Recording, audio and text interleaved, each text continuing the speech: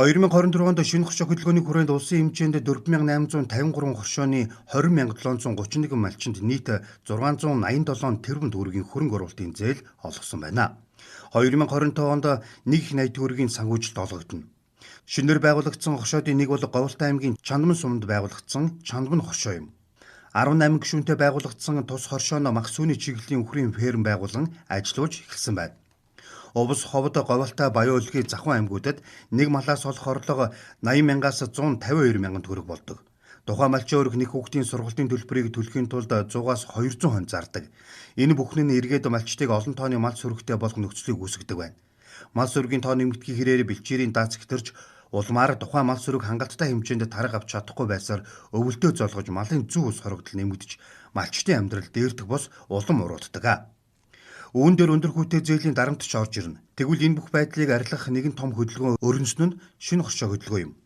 500 малтай атлан 5 сая төгрөгийн зээлийг жилийн 20% хүүтэй авах бус харин 50 хүртэл сая төгрөгийн зээлийг жилийн 6% хүүтэй авах боломжийг шинэ хоршоо хөдөлгөөний хүрээнд малчид хоршоологчдод олгосон юм а. Үр дүнд нь малчид өвөл төрлөгч болж нэг малаас олох орлого 3 дахин нэмэгдэж өрхийн сарын орлого 5 сая төгрөгт хүрэхээр боллоо. Говьалтай аймгийн Чандман сумын 9 өрх нэгдэж Чандман хоршоог байгуулж дараагаар нь малчин найрамдлыг сонгожээ. За шинэ хоршоо хөдөлгөөн дээр бид нар 9 өрхөөр орсон. Тэгээд одоо сүүний чиглэлийн тэгээ махны чиглэлийн фермер одоо тэр чиглэлээр одоо бид нар санхүүжилт авсан. Хоршоо яг энэ малчид хөдөөний малчид бол одоо бас энэ бол дэмжлэг тусалцаатай. Тэгээ одоо бэлчээрийн мал гэдэг бол одоо бас жоохон хүндрэлтэй болоод байна. Одоо энэ сүлжилт ихтэй байна. Тийм учраас одоо энэ байранд одоо энэ дулаан юунда байранд бол одоо бас мал байхын бас ач тус бас байгаа юм шиг бид нар бол тэгж харж байгаа. Нэгнийхээ асуудлыг шийдээд ч гэдэм үү одоо эн чинь бас хүү багтай.